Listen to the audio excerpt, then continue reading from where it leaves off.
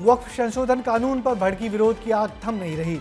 पश्चिम बंगाल के मुर्शिदाबाद में हिंसा और आगजनी के बाद अब मुख्यमंत्री ममता बनर्जी ने दे दिया है चौंकाने वाला बयान। ममता ने कहा कि प्रदेश में हम ये कानून लागू ही नहीं होने देंगे।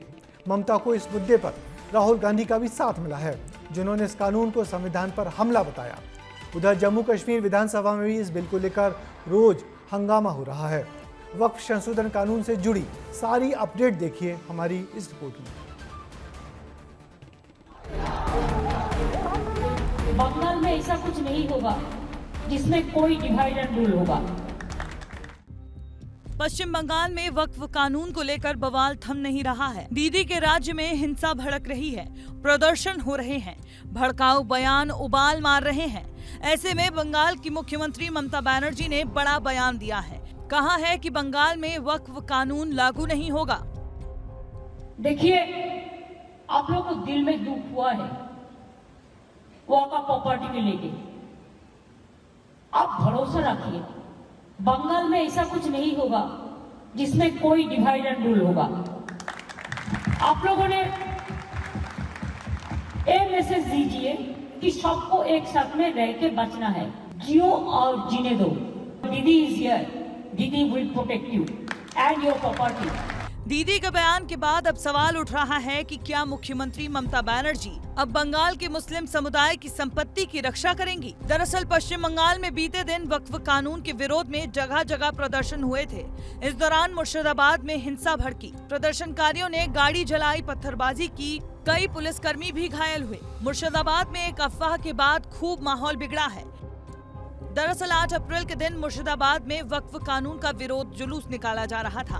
प्रदर्शनकारियों ने नेशनल हाईवे जाम किया। पुलिस ने प्रदर्शनकारियों को हटाना चाहा। इस अफवाह के बाद पत्थरबाजी, आगजनी और तोड़फोड़ होने लगी। तभी एक शख्स गिर गया और मौत की अफवाह फैल उठी। इस अफवाह के बाद पत्थरबाजी, आगजनी और तोड़फोड़ होने लगी। स्थिति की गंभीरता को देखते हुए प्रशासन ने मुर्शिदाबाद और सूती इलाके में धारा 163 लागू कर दी है। कुछ क्षेत्रों में इंटरनेट सेवाएं भी अस्थायी रूप से बंद हैं, ताकि अफवाहों को फैलने से रोका जा सके। वक्फ संशोधन कानून को लेकर देश भर में खूब विरोध हो रहा है। 9 अप्रैल के दिन जम्मू कश्मीर विधानसभा में वक्फ को लेकर हंगामा हुआ। मणिपुर में मैतेई पंगल समुदाय वक्फ को लेकर प्रदर्शन कर रहा है।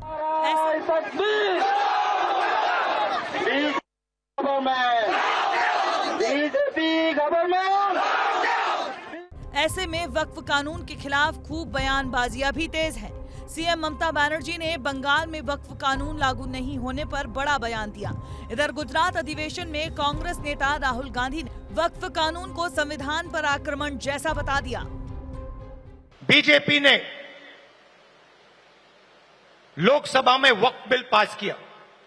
वक्फ बिल फ्रीडम ऑफ रिलीजन पर आक्रमण है, कॉन्स्टिट्यूशन पर आक्रमण है।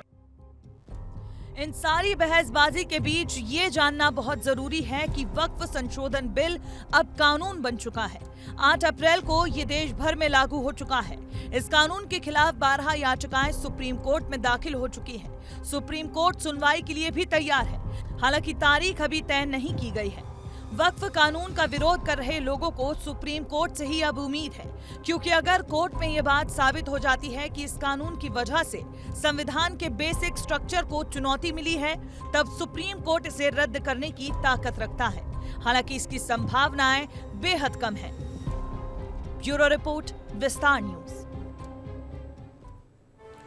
दरअसल कांग्रेस सहित सभी विपक्षी दलों ने इस कानून के विरोध को राष्ट्रीय मुद्दा बना लिया है।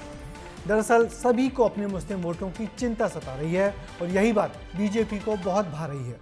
बीजेपी नेता पुराने कानून को मुसलमानों के तुष्टीकरण का कानून बताते आ रहे हैं।